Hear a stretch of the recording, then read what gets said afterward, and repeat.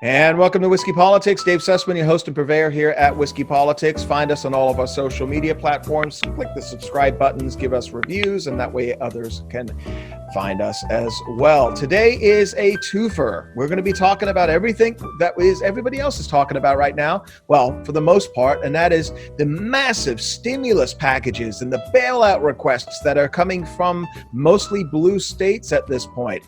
How are, as Americans, as a country, are we going to be able to handle this debt? And is it leading to also some instances of fraud? You know that it is. So today's twofer interview, we're first going to be starting off with Tim Phillips.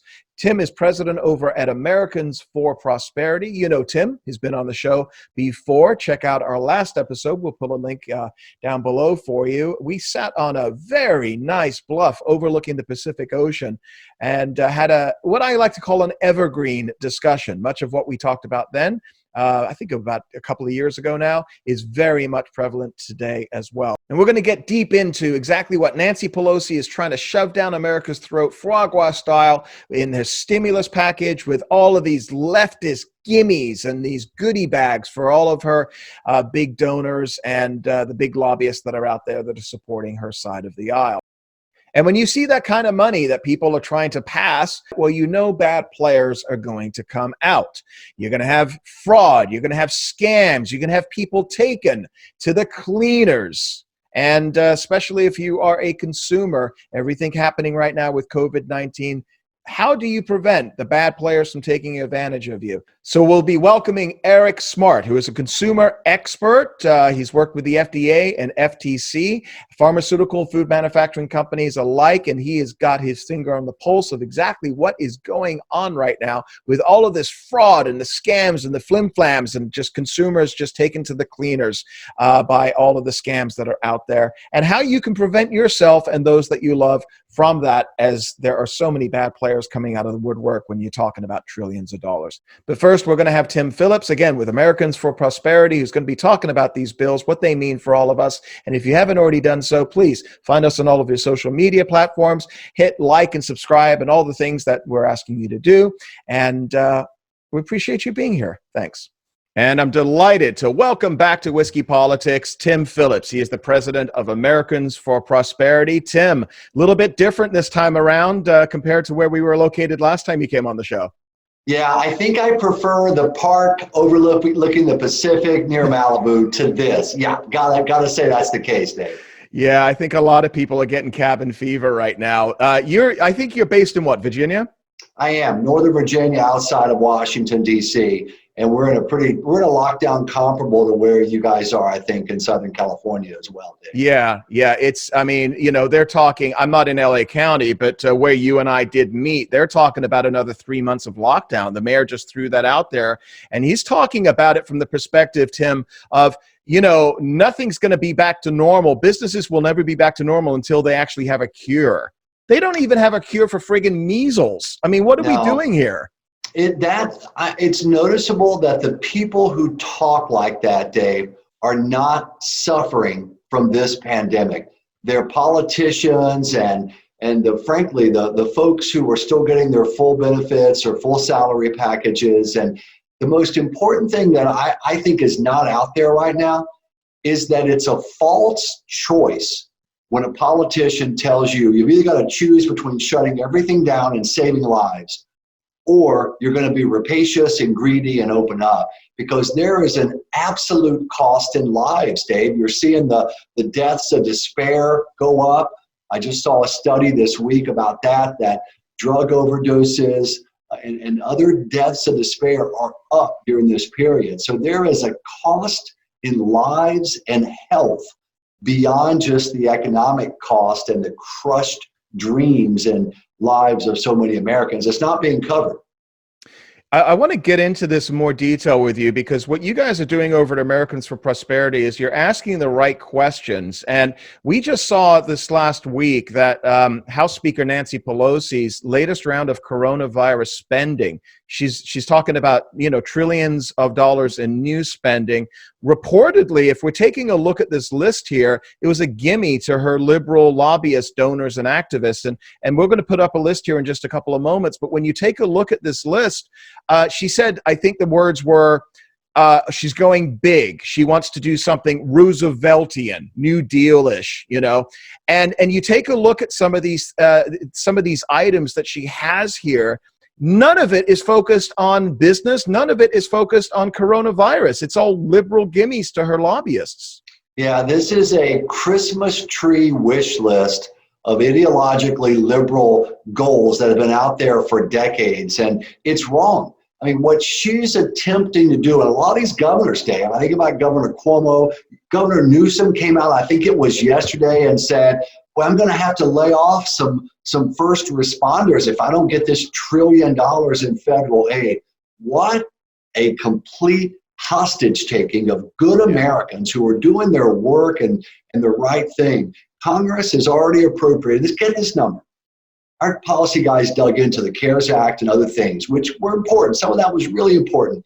$1.1 trillion in aid to states and localities has already been appropriated by Congress, signed into law by the president. So when a politician tells you, if I don't get this next $3 trillion from Nancy Pelosi, I'm going to have to start laying off police or firefighters or EMS or harming hospital staffs, they are not being honest, because $1.1 trillion, Dave, that's plenty of money to take care of these first responders.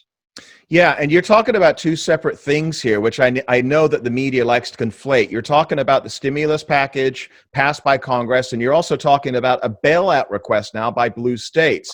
And and I want to get into the bailout situation here in just a couple of moments. But first, I'm going to put up here on the screen, and it says here, these are some of the items that Nancy Pelosi wants to pass. And nobody believes that this will pass the Senate, but the list includes some $1 trillion for blue state budget repairs and pension bailouts, right. Another $50 million for environmental justice grants to prevent, prepare for, and respond to coronavirus.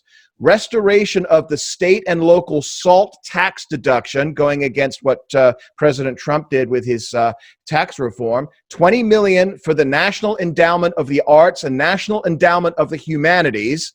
Extension of the $600 unemployment insurance supplement on top of the 100% replacement of wages through direct unemployment insurance benefits. $100 million for OSHA funding. In other words, more regulation, not deregulation. Extending unemployment benefits and financial aid to illegal immigrants, and a postal service bailout. Tim, what are we doing here? Well, we're fighting it with something called rejectbailouts.com, Dave. I know you're familiar with that effort that's undergoing.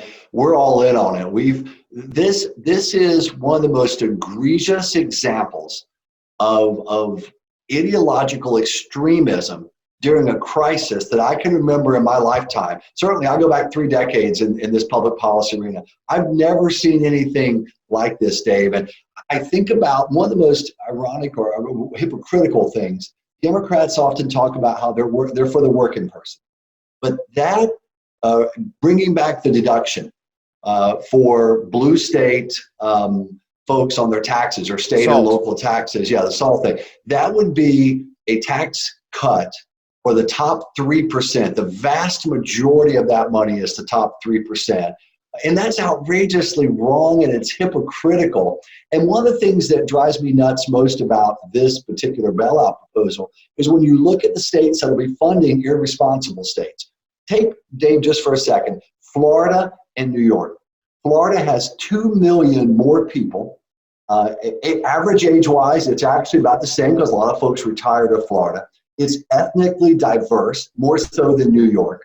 Yet the average year general budget for New York is more than double what Florida is. So if this bailout passes, along with all of the ideological wish list that you just described, and rightly so, you're going to have a state like Florida that has been responsibly governed in a fiscal manner for years, shipping billions of dollars to one of the most wasteful states in the country, in New York. And you're going to have states next door to California, Arizona and states like that have been more responsible, Montana, shipping their money to California. And then you mentioned the pension fund bailouts, Dave. Illinois will be the #1 recipient, it looks like anyway, under this proposal. You're going to have states like Indiana, Iowa, Wisconsin, which have made the tough decisions fiscally. They have funded their pension issues now. Wisconsin especially has stepped up and done the right thing. They're going to be shipping their money to Illinois to pay off a pension debt that Illinois has never been responsible enough to do. So I'm telling you, this is a big moment. It is dead on arrival, this particular bill in the Senate. But Dave, here is our greatest worry. There are Senate Republicans who have indicated that while this bill, because of the liberal wish list involved, is unacceptable, but that they are open to some form of state bailouts. There are a number of Republican senators who have been talking like this. And so we're concerned that Senate Republicans will say no to this Pelosi craziness, frankly, but that then they'll turn around and they'll want to pass 500, 700, 800 billion in bailouts for states. So that's what we're concerned about. This battle is by no means over just because the Pelosi bill has been called DOA in the Senate by Leader McConnell and other senators on the Republican side. We're concerned about this, so we're continuing this reject bailout effort. And I know you're on top of that, but it's Republicans have shown, not all, but a chunk of them have shown a willingness. Senator Kennedy from Louisiana is one of those. We're concerned about Susan Collins and other Republicans who are looking at a bailout, just a different kind of bailout. So that's what we got to stay on our toes against. So I got to ask you this because, we obviously get a very much biased media perception because most of the media live in the blue state, New York, DC, LA circuit. Bill de Blasio said that New York City needs billions in federal aid or the city economy won't come back. Again, you mentioned $100 billion for Illinois and New Jersey pension deficits. California, you just mentioned Gavin Newsom. He just told CNN State of the Union over the weekend that a state bailout was not, quote unquote, charity, and that Congress has a moral and ethical obligation to help Americans across the country. How is California's malfeasance with its massive and corrupt pension system America's fault? It's not. And again, it's crucial to note that in the CARES Act and in the earlier legislative actions from Congress that were signed into law by the president, $1.1 trillion in aid was appropriated to states and localities. That money is already there. And Dave, they need to prioritize that money. Governor Newsom does, Governor Murphy in New Jersey, Governor Pritzker in Illinois, Governor Cuomo in New York. They need to do the morally right thing and prioritize their share of that 1.1 trillion to frontline responders, to hospitals, doctors, and nurses fighting this pandemic, to first responders like EMS and fire and police. $1.1 trillion has already been appropriated. They need to do the right thing and not hold hostage these first responders who have literally risked their lives to combat this pandemic. And the same thing with our health professionals. So when Governor Newsom talks about the morally right thing to do, the morally right thing to do is to prioritize the money he's already gotten away from pet projects and away from day in and day out bureaucracy at the state and local level. And instead to focus it on where it was intended to go, front line responders. That's the morally right thing to do. I think you used the word hostage, and I've seen that now. A lot of people are considering what they're talking about here as basically holding them hostage. It's basically blackmail. There's no other way to frame it other than that. I know that what you guys are doing over at Americans for Prosperity is raising these issues. Your grassroots organization across, 35 states? 35 states. Yeah.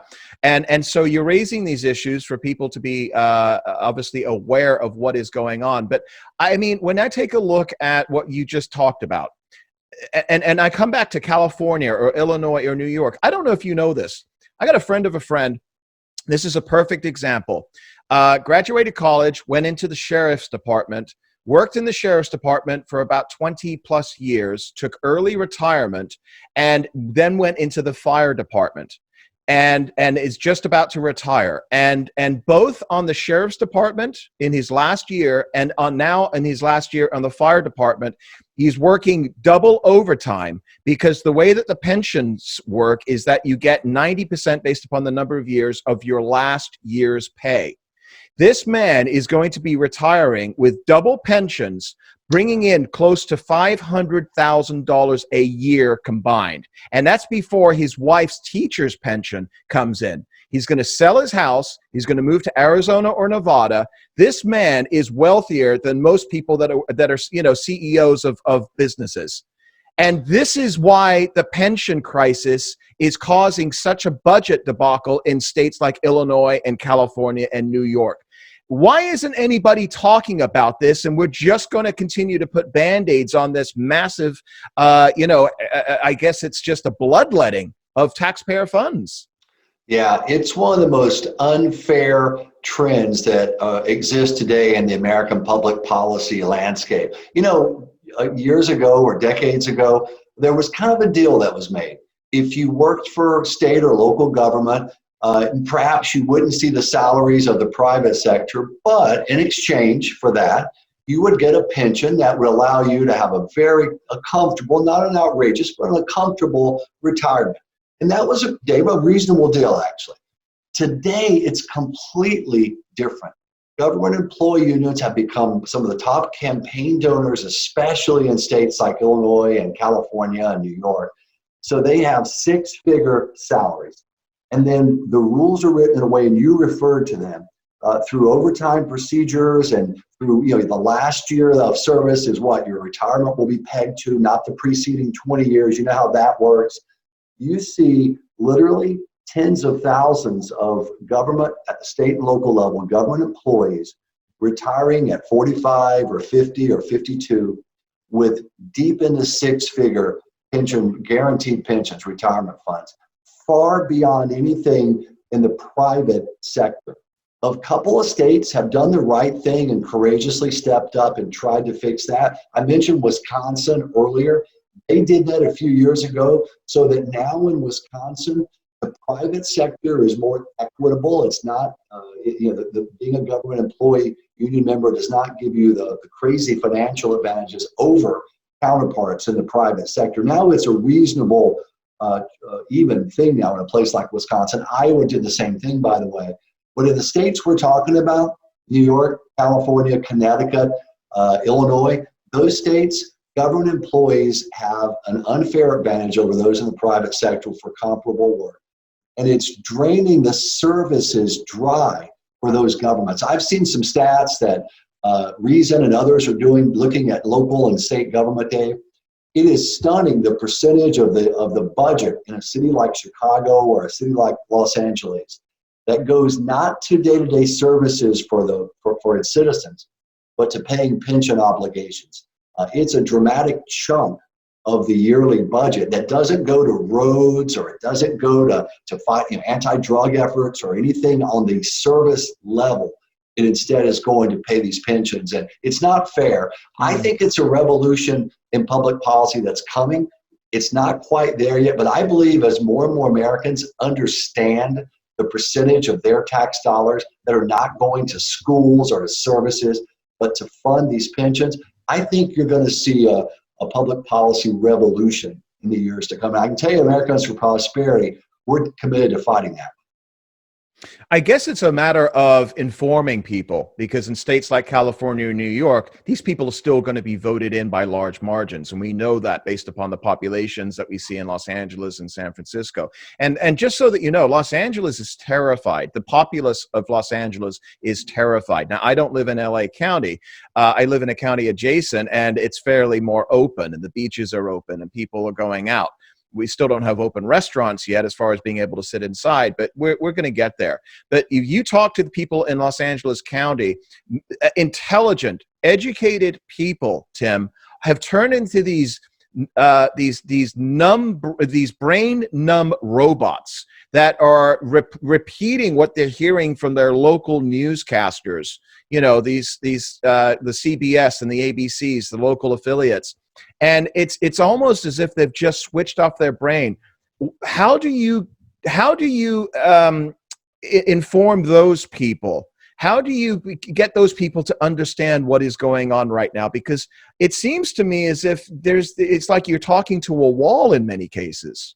Yeah, we've done a lot of polling to try to understand, folks in the middle, those who are not viewing this pandemic and the economic crisis through an ideological lens, either of the right or the left. We've tried to study them to try to find out that the answer to the question, Dave, you just posed, which is how do you deliver a message of common sense and of just trying to make government do a better job of actually, freeing up people, removing the barriers that hold people back from living the American dream. Their hopes and dreams, whether you're a Latino family, newly arrived or having been here maybe for one generation in LA, or whether you're in Appalachia, the part of the country where I'm from, and on the southern side of the country, where it's blue collar and they've struggled for generations to get up. How do you remove those barriers? And what we're finding is this pandemic and the economic crisis with these folks in the middle, especially if they're not of economic means, if they're not wealthy, which is the majority, by the way, they feel profoundly impacted by what's happened right now. They've seen healthcare coverage like they've never seen before. They've had some fears there. The shutdown also has driven up anxiety and depression levels because of the nature of this shutdown. They're worried economically. Many of them have lost their jobs, or loved ones have, or they've been furloughed, or their small businesses have been really destroyed. They're worried about their 401ks, their savings. And then a third area, Dave, they're wondering down deep, will the life that they had on a personal level, will it ever be possible again? Because they're hearing all this talk about the new normal. You've seen that, Dave, from a lot of politicians these days, the new normal, as if we're going to give up on a way of life that tens of millions of Americans are comfortable with, and that speaks to freedom. Now, I'm not talking about being irresponsible. I'm talking about, though, still not just assuming that a political leader, some governor, knows what a new normal ought to be. They're wondering, are they ever going to get their old lives back?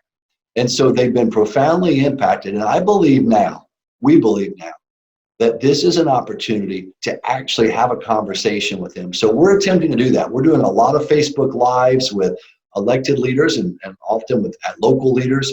We're doing a lot of digital work. We're doing some old-fashioned Back to the Future teletown halls, Dave. Remember those from 7-8 years ago? They kind of fell out, but with more people home, we're doing teletown halls now to have conversations with them.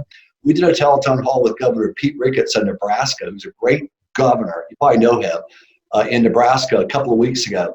We had a record number of folks on the line and staying on the line for a 30 or 40-minute discussion of really serious, detailed quality of life issues. So I do believe with that large universe of Americans who are kind of in the middle, they don't really have a deep ideological lens.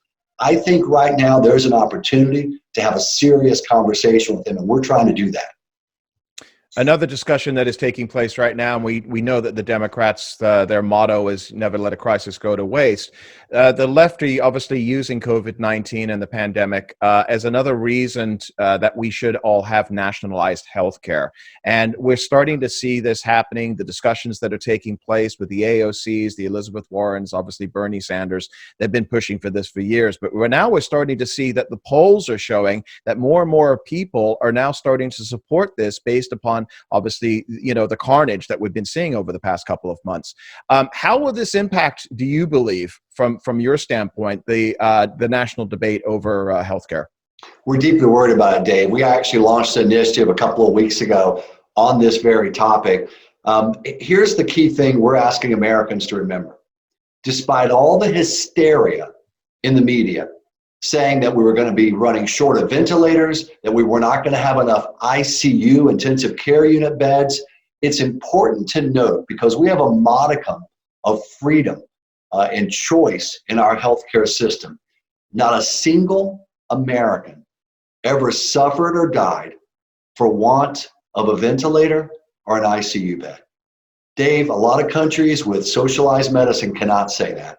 Yeah. You think about Italy and I think about Spain, and I don't say this to crow in any nationalistic sense. I mean it out of sadness. But it's an important reminder that we need to make sure we maintain freedom and choice for Americans when it comes to healthcare. And the answer is not a top-down government approach. The answer, frankly, is doing what has worked best in this pandemic. One of the first things the administration did that was a great decision, they actually said, okay, Medicare recipients, you're an endangered population, you know, older Americans like my mom who's 84 and on Medicare. We're going to expand telemedicine. We're going to strip away the regulations that keep telemedicine from you. A lot of states have relaxed rules on allowing healthcare licensing. So one thing, I'll give Governor Cuomo credit for this, Dave. He did a lot of things wrong, but he relaxed the licensing laws that are some of the most onerous in the country in New York to allow doctors, nurses to come into New York from other states without the long licensing requirements. And they saved lives in New York. This is the kind of tearing down of regulations and red tape that we think are the future of healthcare, you know, removing the barriers between average Americans and access to low-cost, quality healthcare. That's the direction we want to see. I do believe in the next year to year and a half, though, we're going to have the most consequential healthcare debate literally since, I think, the 1930s and some of the programs that were launched there. It will dwarf the Obamacare battles, I believe, Dave, in the actual importance. And we have an opportunity, I believe, if we can show the vision for what I just described that worked during this. I'll give you one other example. Talking about vaccines and the drugs that can alleviate some of the symptoms of this virus.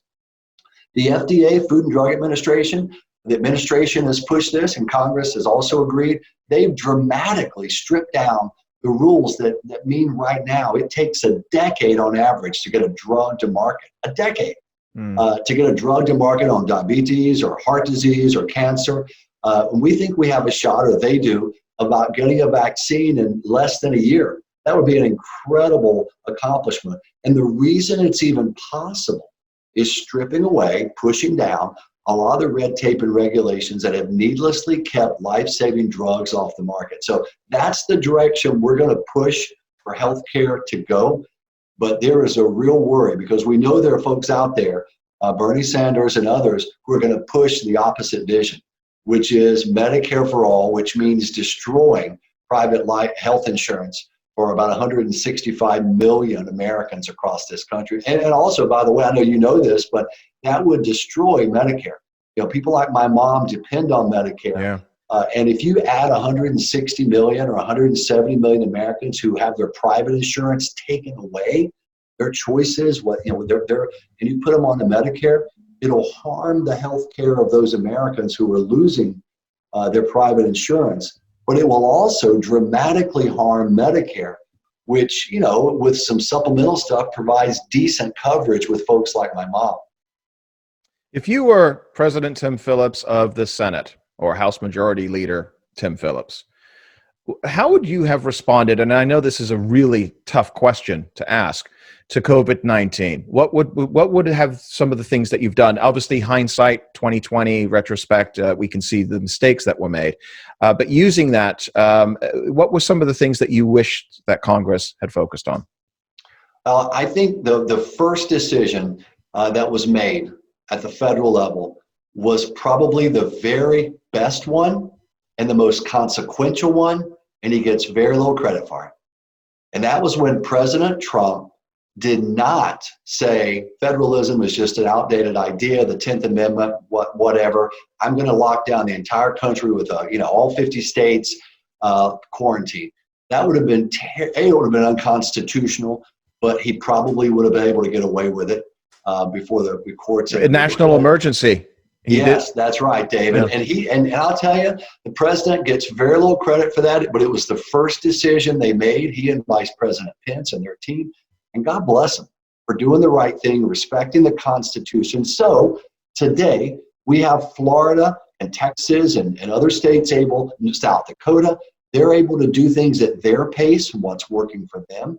And it's giving a measure of competence and freedom. So that was the biggest decision that was made. And it was literally made in the first couple of days of this. So that's the most important one, I think.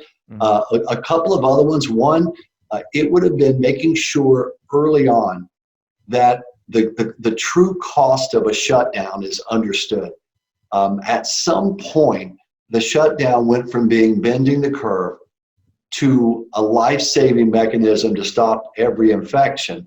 And it presented a false choice to the American people at a certain point. Irresponsible political leaders and some in the media began casting it as, if you're not for a total economic lockdown, you're for people dying and suffering from this disease. And nothing could be further from the truth. And so I think what perhaps I would have done is early on made the point that there is and consistently, that there is a devastating cost in life to these shutdowns. And that, yes, it needs to be measured, and there are aspects of shutdowns that make sense at certain times. And certainly the social distancing is a good idea.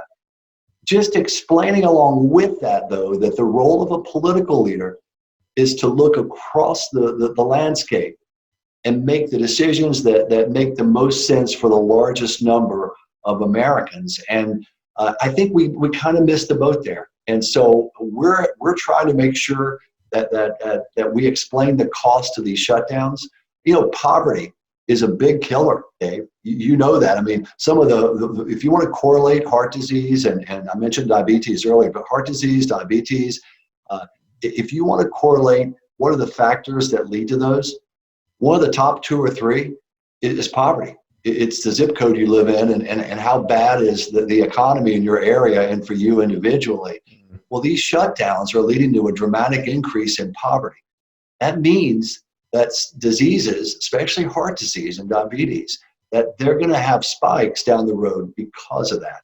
And so we've got to make a better case, a better understanding of what the cost of these shutdowns are. I think that's one of the things that would be different as well. And then the last thing I'll mention on this front is any legislation should meet 3 criteria. And Americans for Prosperity, we've talked about these 3. Any legislation, number 1, it should be timely.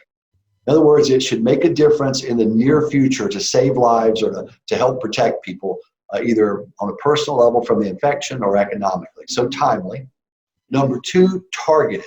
It should be targeted specifically to this virus and the economic crisis caused by it, not an ideological wish list like the ones you just talked about with Speaker Pelosi's $3 trillion bill. And then the 3rd criteria, temporary. Now is not the time to enact legislation with long-range, sweeping impacts. It's never a good idea to do that in a crisis like now. So those are the 3 criteria that we have talked about from day one. And certainly when you look at this Pelosi legislation, all the things in there, it meets none of those 3. None of those 3 criteria. Yeah. And that's the biggest thing for us. Yeah, Tim, I mean, you mentioned several things there. There's a lot to unpack and all of that. But one of the things that I'm seeing right now, and a lot of business leaders, Howard Schultz from Starbucks is one of them. I'm seeing reports that are estimating that between 30 to 50% of those unemployed right now, or those small businesses that are shut down right now, will not come back. And we're going to see all those people unemployed. Now, you talk about the demographics. And most of those jobs are low-wage jobs. So, you know, when we talk about, you talk about the inner city, you talk about poverty, you're only exacerbating this issue by having these businesses continue to shut down. And if these businesses do not come back, I mean, restaurants on a good year were making 7% profit margins, and that's with 100% capacity. And we're seeing these restaurants that are supposedly going to come back with first 25 and then 50 and then 75% capacities. It isn't going to happen. What do you see? Our last question for you, and I greatly appreciate you taking the time, Tim.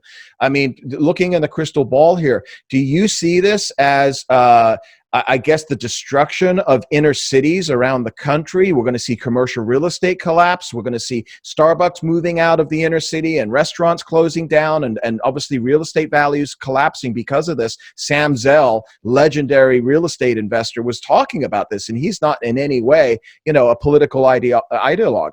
And so how do we handle that? Does that come back to the state, or are there private measures that could be implemented that could help offset this carnage? Yeah, you just put your finger on the most, to me, one of the two most dangerous points. Folks being hurt the most by this pandemic or the economic crisis that's also followed are Americans on the margins. There's no question about that. Those making minimum wage or near minimum wage, those with good jobs that can take care of themselves and their loved ones, but they're still the ones that are most in danger of not coming back, and especially small businesses. I believe that we're looking over the next 2 years at the most unpredictable policy environment in our lifetimes, Dave.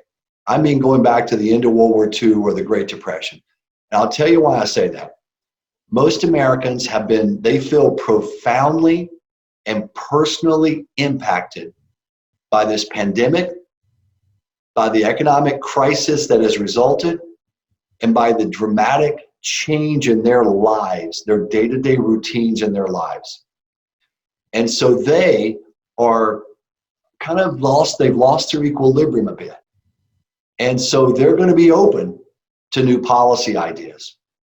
They could swing wildly one way or the other. We talked about the healthcare argument, which is going to be coming. But think about the economy, Dave. They could be moved toward even more dramatic, draconian government action that limits freedom and entrepreneurship and the ability to rise up and make your dreams come true.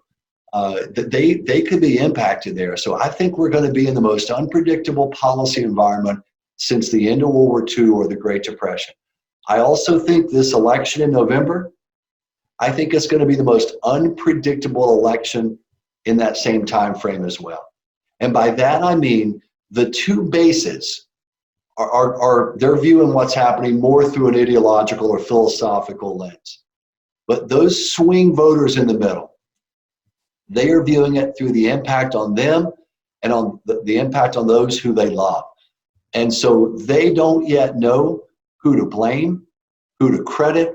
They don't yet know, have we done better than I thought we were going to do, or did we not do as well? And they have not yet decided on the performance of their elective leaders, from president to Senate to House to state legislature and governor. And so I believe that we're going to have an incredibly unpredictable election. And if I were a candidate running today, I would really be in a serious mode about the policies that are out there that you're doing, because I'm telling you, right now is not the time for demagoguery. And one reason that I think that this Pelosi bailout was such a mistake is exactly for the list you just described a few minutes ago, Dave. It is demagoguery. And Americans don't want that right now. They've been profoundly impacted. Their lives are kind of upended, whether economically or on a personal, the way they live their life each day. It's upended. They want serious answers. And that's why I think we're in such an unpredictable landscape, because they're going to look across the entire spectrum. We got to make sure that our ideas are front and center and presented in a way to win people over.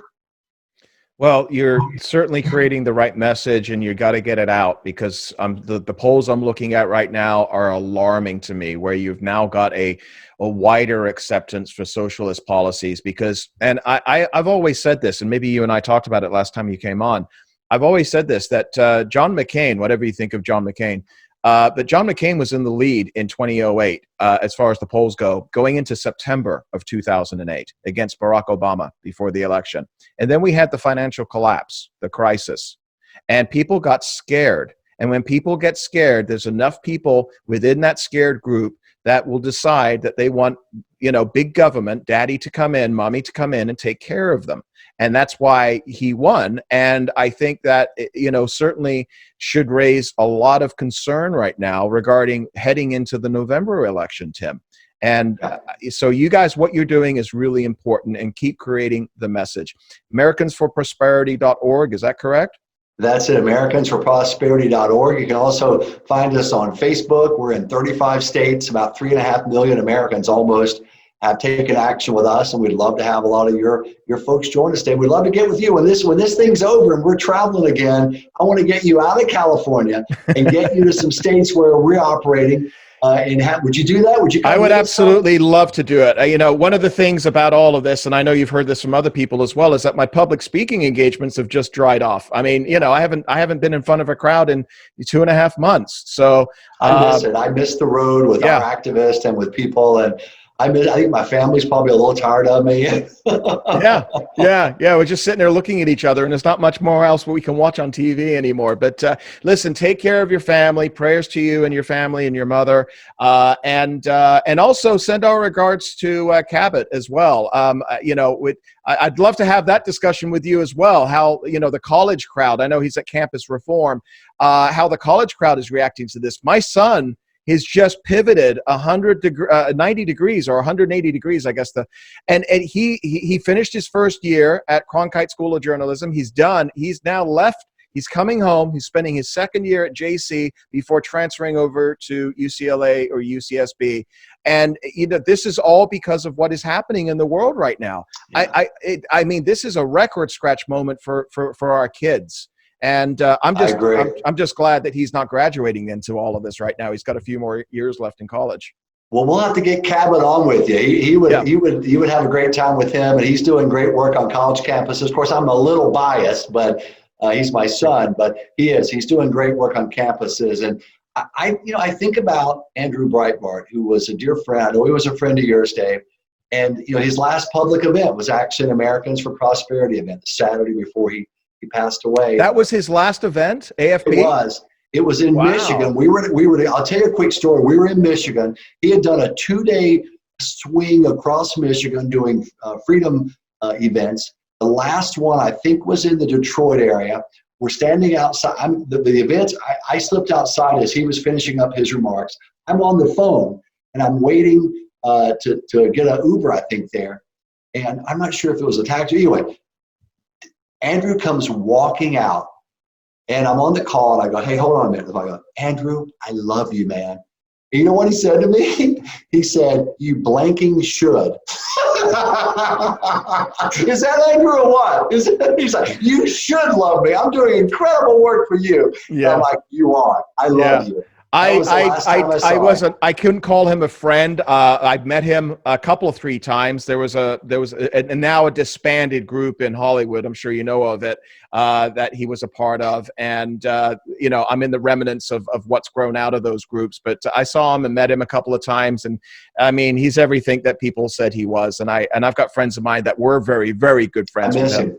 Yeah, I miss him. We could use his voice needed today. He's needed more now than ever. Yeah, he is. But you know what? You're filling in some shoes there as well yourself with what you're doing, Tim. Keep pushing that message out. Get out there. Obviously, you know, you're not the abrasive Andrew. You're you know, but we all have our own personalities and behavior, and the key is to get the message out. So those brain numb robots that we're hearing of right now that are basically just accepting everything that they're hearing through the face mask anchors on TV, they're accepting. Hopefully we can wake some of them up. So thank you for everything that you're doing, Tim, and greatly appreciate it, and look forward to seeing you in person down the road. Let's do it soon, Dave. All right. Cheers, my friend. Take care. And as Tim and I were just discussing, obviously, when we're talking about trillions of dollars that are passed through stimulus packages and bailouts or whatever it may be, of course, the flip side of all of that is sometimes the money doesn't go exactly where it needs to be going because of all the scams, the fraud, the flim-flams, the swindlers that are out there. And to discuss this side of all of what is going on right now, I'm delighted to have Eric Smart. He is a consumer expert who's run pharmaceutical and food manufacturing companies and is now the CEO of Myoderm CBD, who works directly with the FDA and FTC. You may have seen Eric on Fox Business Channel, Cheddar TV, and Blaze TV. Welcome, Eric. How are you? Great. Thanks for having me. It's a pleasure having you as well. So let's talk about this because, I mean, we're talking about such huge, massive amounts of money right now. Of course, you know, the bad guys are going to try and take advantage of that, right? Fear and greed, and it is the time of fear, so greed is kicking in. There's no shortage of it. What are some of the frauds and some of the scams that you're seeing right now that are predominant? Well, I run a CBD product company, so we're pretty used to seeing fraud floating around quite a bit as an emerging industry and market out there. It's quite rife with shenanigans. And as soon as COVID kicked in, it went bonkers. And we're certainly seeing a lot of that. Obviously, email, the classic fraud channel. We're seeing a lot of text messages, which is kind of surprising a little bit. Some phone calls, but mostly it's through emails and text. There's even some advertisements, but when you get those spam emails in your inbox, beware. So we're talking about, you're talking about when you get text messages, phone calls, emails, things like this. You're talking about bogus claims, fake cures. I see nothing but, face masks online and, cures, scientific cures, and all these different types of things as well. Is that what you're specifically referring to? It's a wide range. So obviously anything that says it's will stop, prevent, or cure is bogus. 100% you're getting had. Mm-hmm. There's also ancillary issues around, PPE, personal protective equipment, that certainly is being pushed very hard. And that kind of scam doesn't stop at the individual level. That is pushing its way through organizations and even municipalities and government institutions. It's pretty insidious how many levels people are going to try to make a buck. So are you saying municipalities and local and state governments are also being defrauded? It can happen. As we talk to healthcare professionals, I think what the scams in that level is promises of inventory, and then you go and check the inventory and it's not there. That's a common phenomenon. Some interesting scenarios around that we're seeing. And that really isn't being talked about very much, but the government at different levels is stepping on each other. So while it's not fraud, when you walk in and you're trying to do let's say a state's trying to purchase some PPE, and then they're almost getting it done with a wholesaler, and FEMA comes in and takes custody of it. So that's kind of an interesting side effect of all the weirdness going on right now. So FEMA takes custody and stock of ownership. What happens there? Coming in, so the federal government's going to have purview over everything. They just have a controlling capability. So a lot of times there's a battle for, in particular, PPE. And you'll see, states are trying to do deals, municipalities are trying to do deals, even companies are trying to get access to this who have a large workforce. And, who outranks who. And sometimes when you go to check inventory, large organizations already come in and scoop that up. At the beginning of all of this, a couple of months ago, there was a lot of reports in the press suggesting that many of the N95 masks that were bought by different hospitals and medical associations around the country, many of those were fraudulent masks. In other words, they weren't real N95, cheap knockoffs, if you will. Is that the type of thing you're talking about? No, I'm talking about legitimate PPE. Certainly that can happen. I haven't seen it, but it is rumored to be kind of floating around there. What we have seen is just like on top of scams, you've got disorganization, people fighting over inventory. So what that does, it exacerbates everything, right? There's confusion, there's people getting taken advantage of, and yeah, it's just it's a mess. What about price gouging? Is that something that you've heard much about? That's a good one to kind of hit the fraud button on when you get to the larger scale. So as you know, or may not know, 3M doesn't do direct distribution in the U.S. They use wholesalers, which is not uncommon. But those wholesalers tend to manage prices and use price competition in these environments. So the pricing becomes pretty inelastic. When you've got entire countries coming in bidding on stuff and large states bidding on stuff, they'll pay whatever. And that could definitely be a type of fraud that's impacting the taxpayer too. So it's nasty. So yeah, I remember, I was near Los Angeles, 3 miles from the epicenter of the Northridge earthquake in 1994, and this is before the internet and anything else. And I remember the Marshall Guard walking up and down the street with their with their M16s. It was a surreal sight on Ventura Boulevard. But I remember, all of a sudden you started to see stores charging $10, $20 for 2 batteries, right? And, the government comes out and suggests, well, we're going to come after you guys and we're going to do this, we're going to do that. But does the government really find all of those folks that are bad players in situations like this who are trying to take advantage of people? No, there's 2 things people got to keep in mind. If you are getting frauded transactionally, let's say you buy a product, it's not what you bought. Let's say you pay for a product, it doesn't get shipped to you. Or one thing to be aware of, you purchase a product and the first product is free, but then you're put on a subscription model, and you're not alerted to that, but you start getting charged over and over.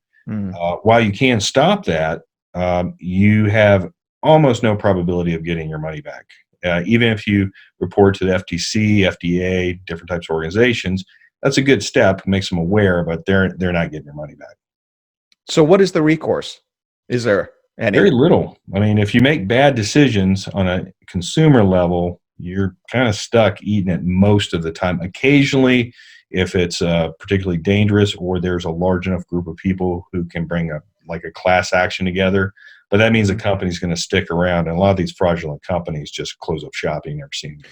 So you're talking about those companies that are pushing out fake cures, generating bogus claims on scientific claims that aren't true, and they're selling this stuff online. Obviously, caveat emptor, right? Buyer beware. Don't open up these emails. Don't answer phone calls from numbers that you don't know. What if it looks like it's a legitimate spoofing number? IRS, Social Security, things like that. Ooh, those are classic moves that are happening nowadays.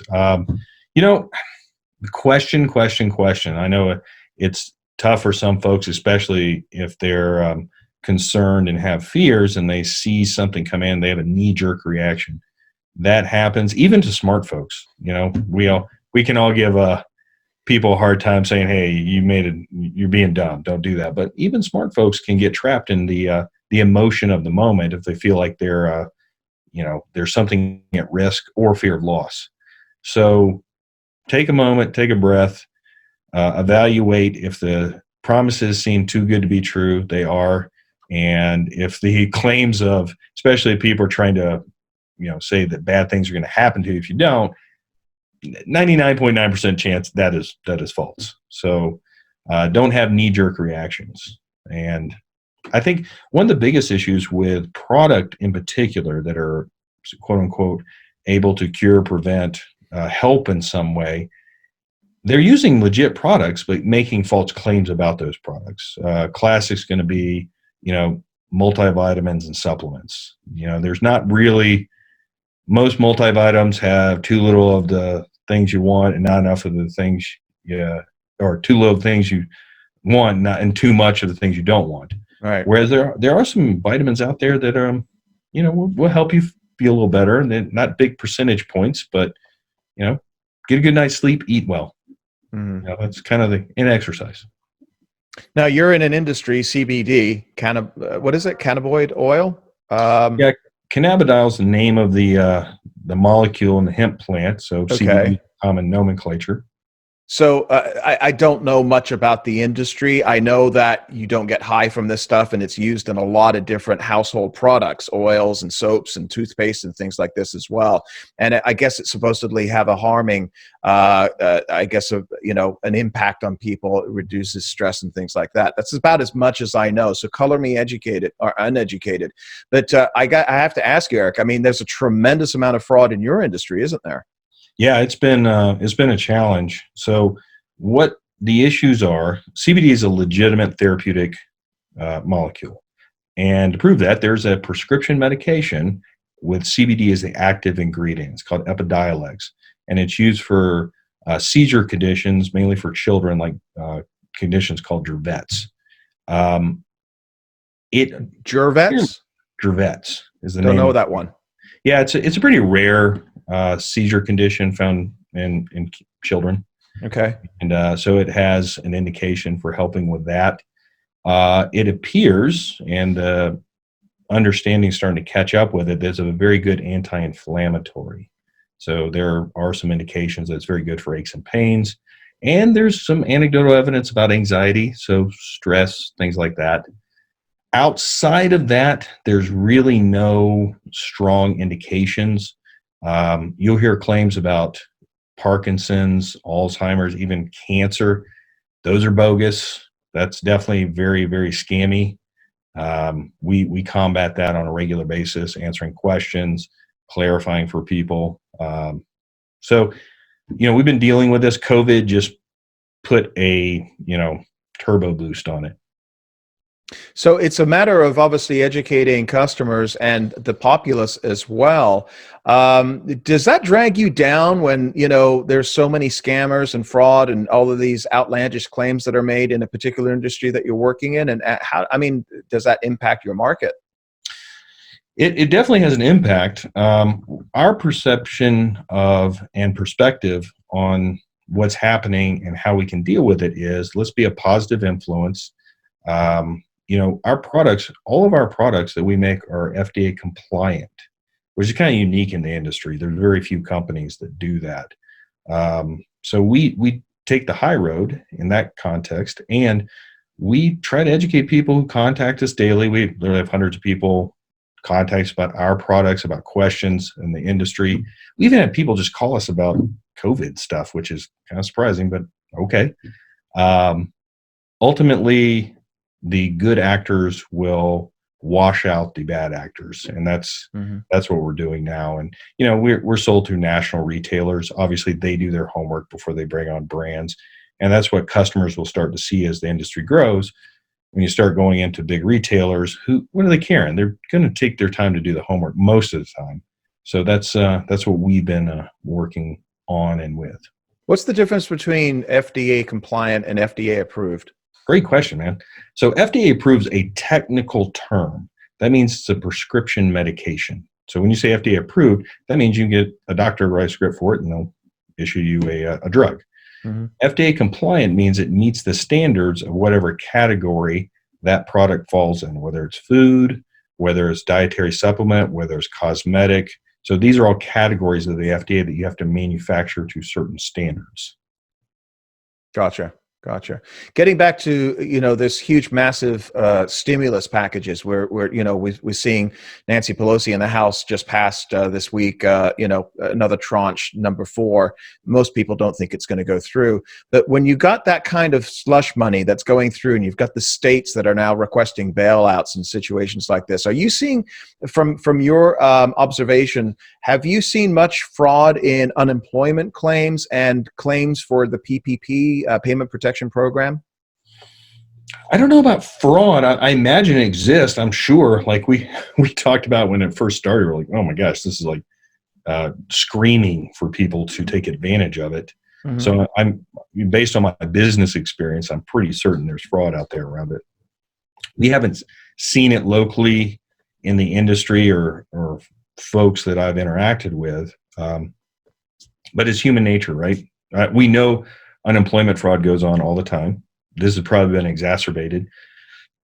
Business fraud happens, and this is just free. I mean, anytime you offer a free service, it's basically the tragedy of the commons, right? Everyone's going to go try to grab all of it as fast as they can, and that's what's happening. Yeah. To some extent, I don't know how well the government's controlling it. I do know this: banks are overloaded. Certainly, the unemployment services are probably overloaded right now. So it's easy to get shenanigans can happen when there's confusion and overload. I was looking at some of the notes preparing for you to come on, and you suggested that there have been over 43,000 COVID-related complaints costing Americans $31 million. That's just up until May the 13th.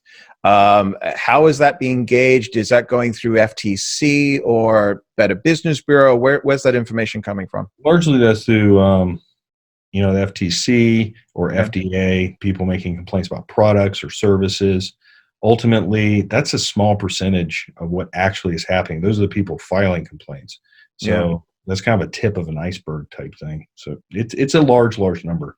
That's pretty much the norm, right? I mean, it's like it's like people who write reviews on Yelp. It's the tip of the iceberg, representing the number of customers. So you think it's obviously much, much larger than that? Oh, absolutely. I mean, who takes the time to really, if you get frauded, most people just kind of let it go. There's 10, 15% of people that actually get up in arms and take action. Yeah. So I think that's a safe estimate when you extrapolate on that. That's a big number happening right now. So what do people do, Eric? Do you suggest they just don't pick up the phone from numbers they don't know, not answer any emails or click on links, just the standard stuff, or something else that you would recommend? Well, the standard stuff is a great first step. If you are concerned about or interested in what you see and there's questions, ask someone you know or trust. Both would be best. And then evaluate from there. There are some valid products out there as far as health and wellness. If they're making explicit claims about COVID, then you just run away. Okay. All right. And as far as what you guys are doing over at Myoderm, you guys are creating some stuff over there that is probably going to help people right now, right? As far as the stress levels from what I've read. You got some aches and pains. I think we make some products that will help them. They're all topical products, so you just apply it where you need it, and in a few minutes you're gonna feel better, less aches and pains. But I'm not gonna wake up looking like Brad Pitt with $1 million in my bank account. And if I could do that, I'd be sitting on a beach right now. So, yeah. Eric, tell everybody where they can find more information about what you're talking about, and obviously Myoderm as well. Yeah, so you can definitely check out our corporate website. It's Myoderm, MYADERM.com. We're also sold to national retailers like Dick's Sporting Goods, GNC, 7-Eleven. And as far as information goes, there's good published information by the FTC, by the FDA. They send out warning letters. If you ever want to dig in to see what's going on the crazies out there, it's interesting. Yeah. All right. Greatly appreciate you taking the time, Eric. Best of luck with everything you guys are doing over there at that company, Myoderm. And we'll put the links up and on our site here as well for you. So thanks for joining us. Interesting information. It's important everybody knows. Thanks so much. My pleasure. Thank you. That was really informative. And thanks, Eric, again. And also thanks to Tim Phillips. These are issues that need to be discussed, especially when we're talking about the trillions of dollars that are being thrown around right now. A lot of people are just becoming numb to it. I mean, $1 trillion here, $1 trillion there. Folks, $25 trillion in debt. It isn't, you just can't go bankrupt. You just can't walk away from it and have a bad credit rating. This is a reality that Americans are going to be facing in the next coming years. And whoever is going to be in the White House in 4, 8, 12 years from now is going to be dealing with this, as well as our children and our grandchildren. And I know that's cliche, but this is insanity what we're doing right now. And I understand why the money needs to flow through the economy. There's no other choice right now, but there's going to have to be some serious measures to reduce the debt significantly, which in most cases, if you are a business, that you do that in two ways. You increase income. That means they're going to have to raise taxes, and decrease spending. That means less services, especially for those that need the services. And it's going to hit those that are going to be hurt the most, people lower income, Social Security, and the like. These are discussions that need to take place. And the bravest politicians in the world are going to be the ones that are going to come up and talk about it. They may not get voted in, but these are the issues that need to be discussed.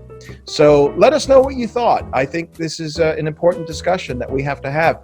Whether you're watching us on Ricochet or YouTube, or listening to us in the car on your podcast applications of choice, such as Apple Podcasts, let us know in the comment section, and give us a like or whatever it is, subscribe and all that good stuff as well. And also, if you are enjoying the series, please find us at paypal.me/mywhiskeypolitics. Help us out however you can. Keep the lights on here. And, we just appreciate everybody that helps us out, those of you that are. And you know who you are. Thank you so much. And again, thank you for watching, folks. We'll be back again real soon with another great interview we just scheduled for next week. We're excited about this guy. We're not going to tell you who he is just yet, but we think you're going to enjoy it. Cheers, everybody.